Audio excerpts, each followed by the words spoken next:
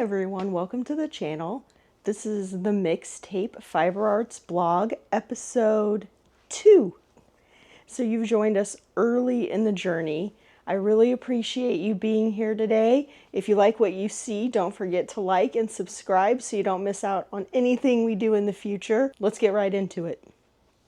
So I am working with a new camera and a new mic. So hopefully you can see me better and hear me better than the last video while I was in my car, which was video 0 or episode 0 of the tutorial series I'm going to be doing on learning how to knit open hand Continental. So if you've watched that, I apologize for the quality. There's a big learning curve here to equipment and lighting and sound, and of course I had forgot my microphone that day, which is terrible. So anyway, hopefully today is better. I'm gonna grab my coffee. Let's see, so what's coming up? I'm gonna glance at my notes every once in a while so I don't forget to cover anything here, because I've got a lot to go through.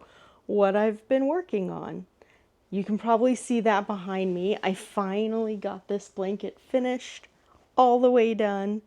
This is the Knit Connection blanket,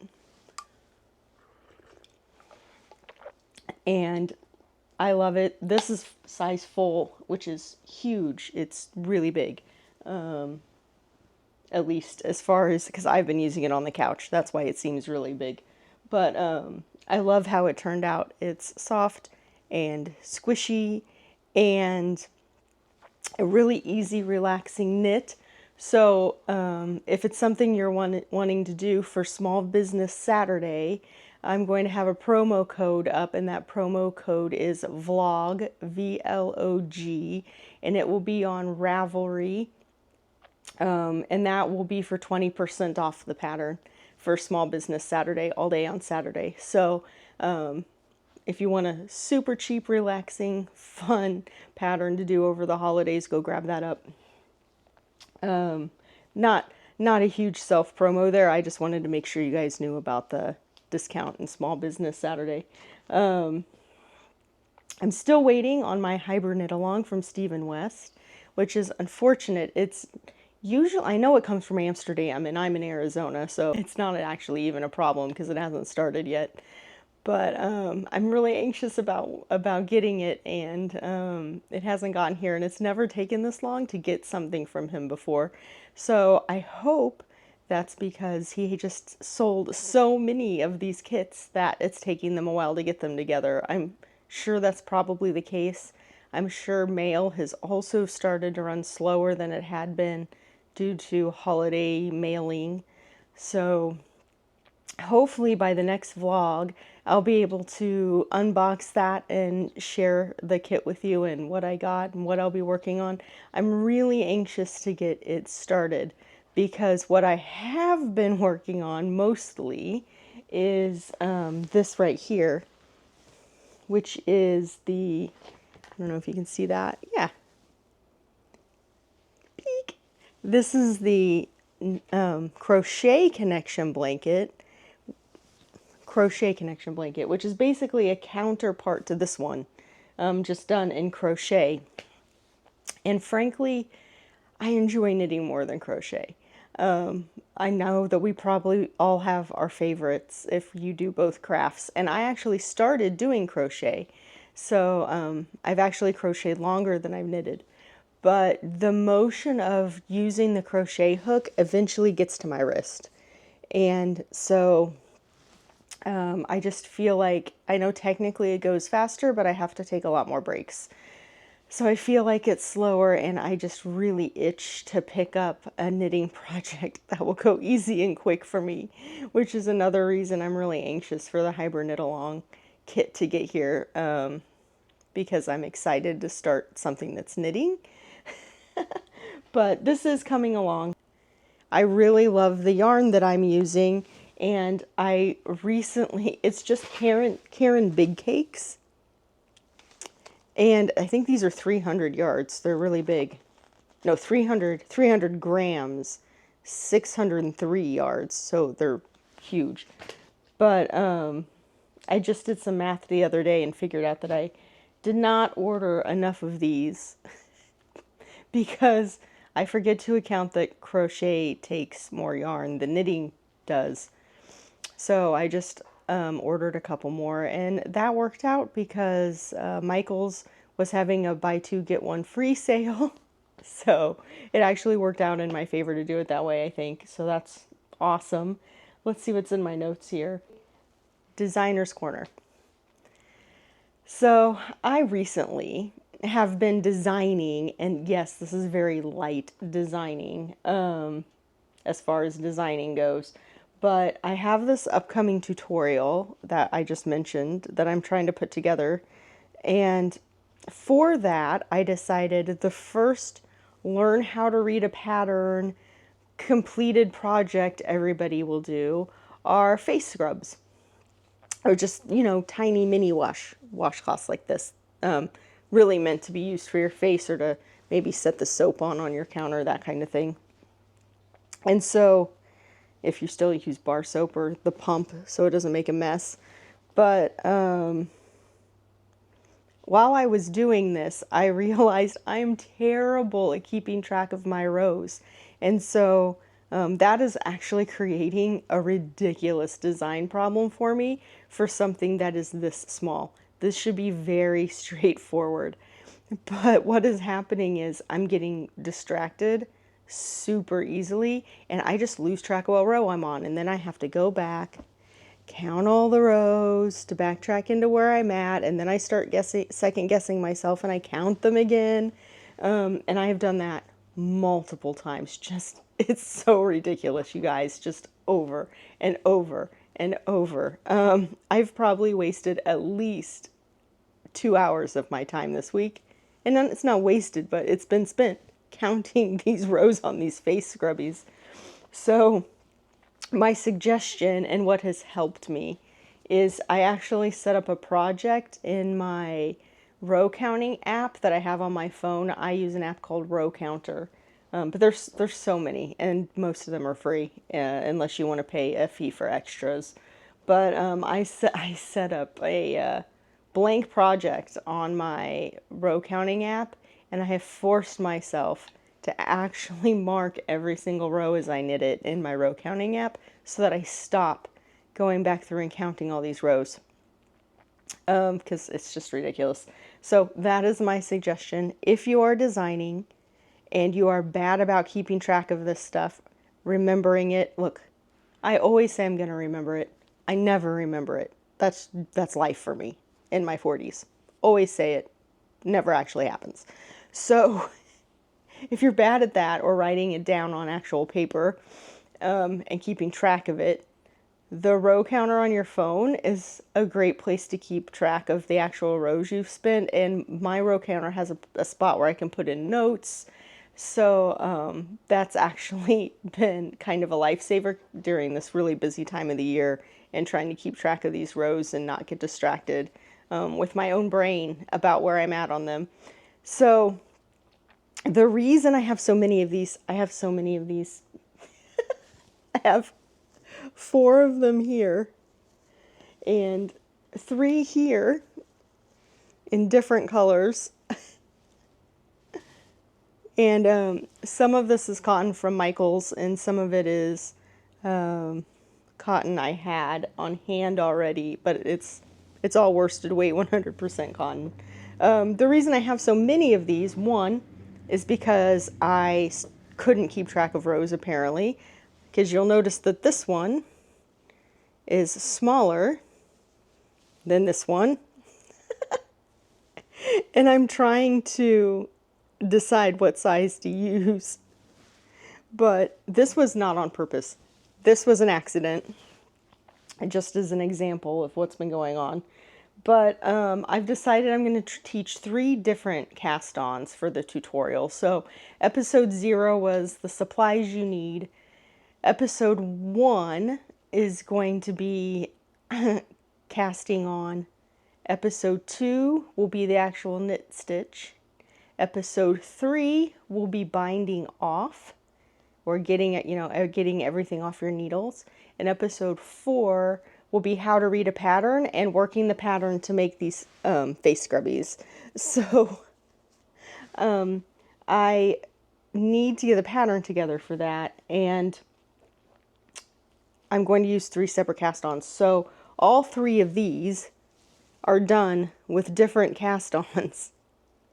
So I can get really up close shots and show everybody the difference in how they look. And I want to give that option because I think casting on is where a lot of people give up, and you're kind of giving up before you even start, if that's the spot you're giving up. But I think a lot of the times we try and teach people to start with a long tail cast on because it's the most common, it's very versatile, and you can use it for almost every knitting pattern. So I understand why it started with. However, it's also a bit complicated. If you're a practice knitter and you're watching this, I challenge you to actually slow down and go step by step in trying to break down how the long tail cast on is created. I did this with my daughter. She's she's 15, no, she's almost 16. She's 15 and a half. And she'll let you know that because she'll get her permit very soon. But I thought that I had covered every step in picking up the yarn and starting the long tail cast on. And so I put them in front of her and I said, this is what I'm going to say to people on camera. And I watched her try to do this and it was a complete failure. And it wasn't because of her. It was because there are many tiny steps that you as a practice knitter simply forget about that you do. Getting the yarn onto my fingers is one very quick action for me. It happens just like that.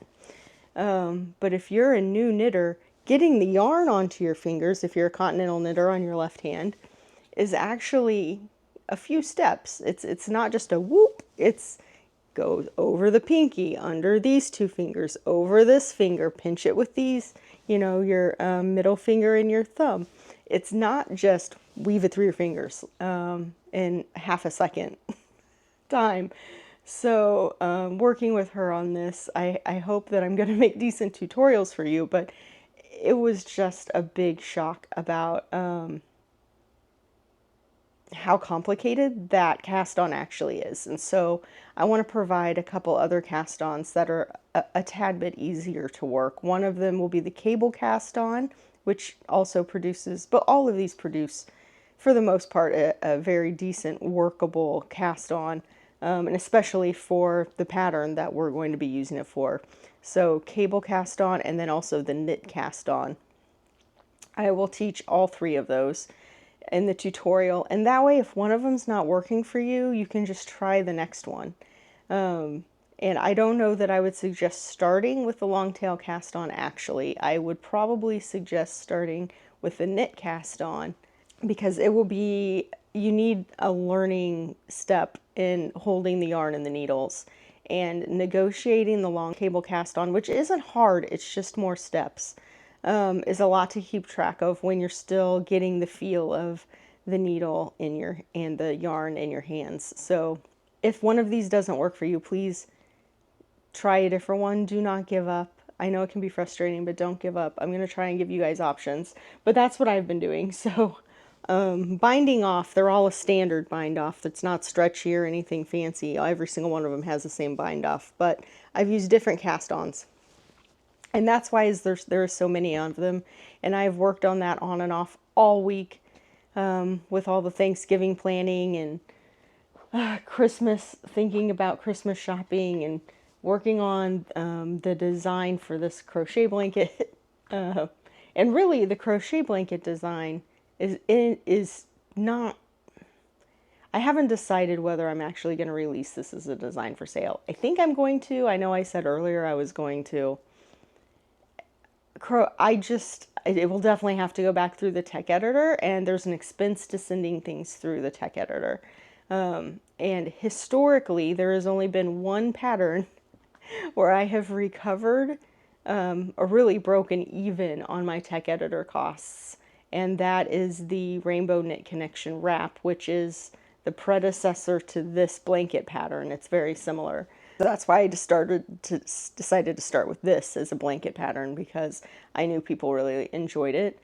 But yeah, I think it's important to send things to the tech editor. I think putting out clear, readable, enjoyable patterns is extremely important. So since crochet is not my strong point as far as pattern writing goes, because I just read fewer of them, to be quite honest with you. And if you read fewer of them, you're going to be worse at writing them. It's going to have to go through the tech editor. So I'm really thinking about whether I'm weighing, do I just want this blanket? My daughter really loves this blanket. I could just give it to her as a gift at Christmas and say it's yours and be done with it. Or I can make it as a pattern, send it through the tech editor, incur that expense, and just either eat that expense or hope that I sell enough of them eventually to offset what that cost was. But I don't want to just put this out for you guys without a tech editor for sure. So those are kind of knitting and crochet things that have been rolling around in my head recently. The other thing is Vlogmas. So I don't know if you guys are all familiar with Vlogmas, but it works kind of like the series I did in October that started this whole channel, where the intent is that you just kind of vlog your life every day in little short segments, and you put up one video a day of either that day's or the prior day's activities for people to kind of see an inside glimpse of what you're doing with your life, and give them something fun and relaxing to watch during the holidays. I may try and do this, but if I do, I cannot promise that you will get a vlog every single day. I may be able to get into a routine of doing that. I do have some advent calendars. They are not yarn related, just a warning. I had somebody gift me a advent calendar that is full of vegan chocolate because I have a dairy allergy, and I also have a wine advent calendar open, so I would love showing you guys what pops up behind those little doors every day. My daughter has a English tea calendar that she will be opening, and I can share that with you also. And then, maybe some updates daily about how the design process is going and how people are doing with the tutorials. So I think I'll have content for Vlogmas. I just don't know if I have time to put the video up every day. There's a lot of time that goes into editing and putting these videos up. I could just put up extremely raw footage and everybody gets what they gets, but then when I think about doing something like that, I kind of get a cringy feeling. So I don't know if I can do that or not. We'll see. What do you guys think? Should I do Vlogmas? Should I not do Vlogmas? Would you do Vlogmas? Let me know in the comments if you think it's something I should do, because it is approaching in the next couple days if I'm going to take part in that. So I think now we've covered all of everything knitting related, and we're going to move on to life a little bit. So if you want to stick around for that, you're welcome to stick around for it. I'd enjoy having you here for it. If you want to take off because the knitting's done, go for it. We'll see you guys next time. Don't forget to like and subscribe. I hope I see you in the tutorials. If you're staying for life, hello. More coffee. It's early here. It's actually 5:45 in the morning where I'm at right now in Phoenix, because I have a busy day today as always. And this is the only time I have to get this done, for real. So I'm going to glance at my phone here for a minute because I want to make sure I haven't skipped anything super important that I need to throw back into the beginning of the recording as far as knitting goes. No, I covered all of it. I got it all. I'm on to the spot that says life. So we have one more Thanksgiving to go. I don't know how Thanksgivings and these holiday meals work with your guys' families. This is not at all a complaint. I love it, but I've probably gained 5 pounds just from Thanksgivings, because we are doing 3. So we had a Friendsgiving, which was just a blast with some people that we've met since we've moved here, and I would do that over again anytime. It was so fun. One of my friend's wives makes fry bread. If you've never had fry bread, it is amazing. And frankly, to be honest, I had never had fry bread till we moved here to Arizona, but it is so tasty, and there's no dairy in it. She knows I can't have it, and it's so good. So if you ever get a chance, recommendation, try fry bread. It's a bit pita-like, but it doesn't taste pita-like. The texture of it's much different, but it looks a bit pita-like. It's about the thickness of a pita, probably, and at least what she's bringing over is about this big around. And you can put honey on it. You can just eat it plain. A lot of places here will put beans and cheese, kind of what we would call taco ingredients on top. It's really tasty. So that was fun. That was Thanksgiving number 1. And then Thanksgiving number 2 was last night. That was with my husband's cousin and his daughter. My sons and my daughter. My husband was unable to go because he was working, unfortunately, but I made him some plates. But that was turkey and spiral ham and all of the sides, and I am not kidding you, there were at least 6 desserts. I think there was more than that. Now, many of those I can't eat because of the dairy, but that's okay. There were some that I could. My son's long-term girlfriend, and I say long-term because they are now in their late 20s and have been together since high school. So they have been together longer than some married couples have been together at this point. But she also can't have dairy. So when she is at the events, at least I am not the only one that has to be special about what they eat and what they can't eat. And so they brought some dessert that didn't have dairy in it. It was a monkey bread, and it was excellent. And they brought lemon bars, and they were fantastic. And I ate way too much of everything, so I am exhausted this morning and super full still from last night, and it was 100% worth it. Thanksgiving number 3 is going to be Sunday, I believe. My husband's work schedule this year, at least this past year, has not lined up well with any of the holidays. He's pretty much worked every single one of them. So we are doing our family Thanksgiving with just my sons and my daughter, and my son's significant other on Sunday. So we have one more to go, and for that, we're having turkey and salted Virginia ham, which comes from my husband's side of the family. And you cut this ham in little tiny slivers, and you serve it on rolls or little biscuits. We actually had one served at our wedding, at the wedding reception. But they're very tasty. But people who have never had them before, if they go to take a big thick slice of this thing, or they pile up a bunch of slices on their plate and try to eat them at once, they just don't know what they're in for. The salt level, I mean, it's a salted cured ham, and it is salty. You cannot just eat big chunks of this thing, but we love it, and we order one every year for Thanksgiving. So we're going to have that, and then a bunch of sides. And the great thing about this one is I will know what all has dairy in it and what doesn't have dairy in it. I won't have to ask everybody, can I eat this? Can I eat this? And I don't have to cook something secondary, because the other 2 meals, I wasn't sure if people would use dairy in the main dish. So the Friendsgiving, they had used butter under the turkey skin, which is, totally acceptable and very common. Most people probably do this, but I can't eat the turkey if they do that. So I had made pork tenderloin to take with me to their house, and I shared that with anybody who just wanted it, but also my son's significant other who can't have dairy. We both had the pork tenderloin instead of the turkey. And then yesterday, for last night, I roasted a chicken.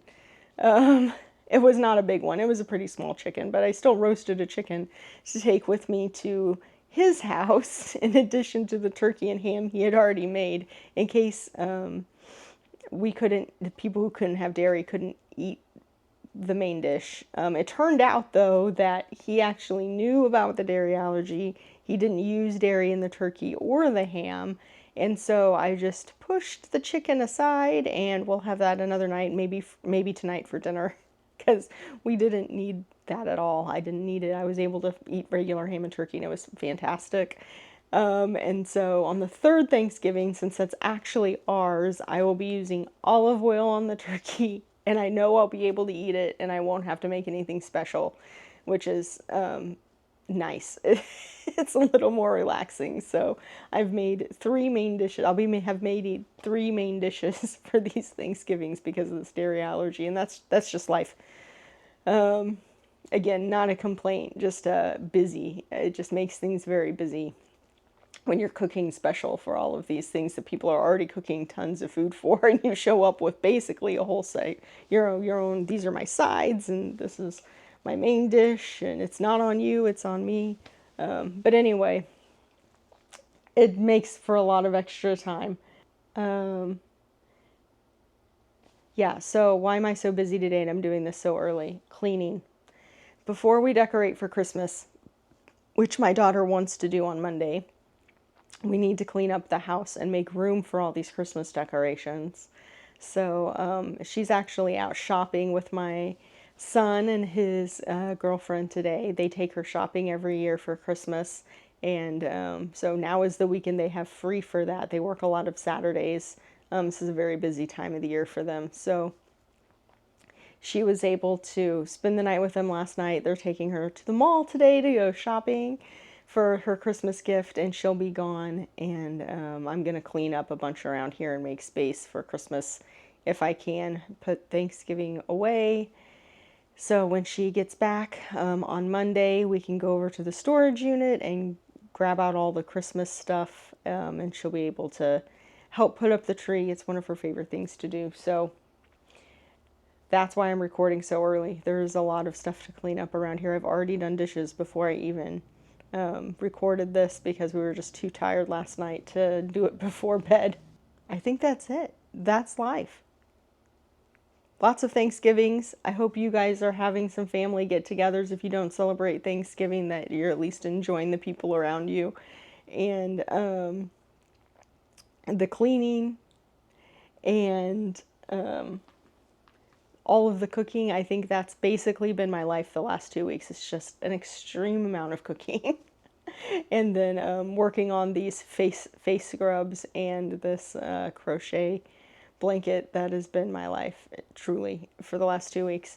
But I hope you guys are having a great holiday kickoff so far, and that you enjoy family and food, and the tutorials will be out December 7th.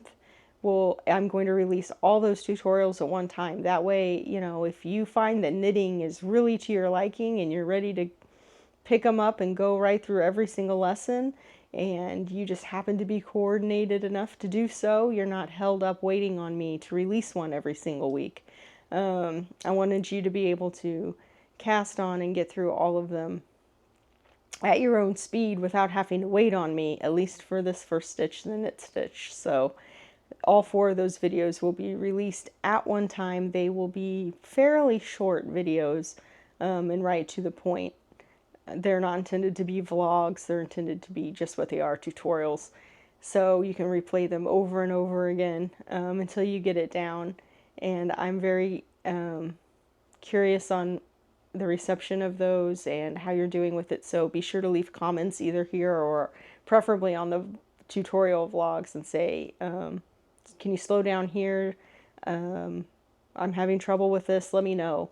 So, you know, if one of these videos is just terrible and nobody's understanding it, I will absolutely re-record it for everybody. So leave feedback on those. Thank you for being here, and I will see you all guys next time. Don't forget to like and subscribe so you don't miss anything. Bye.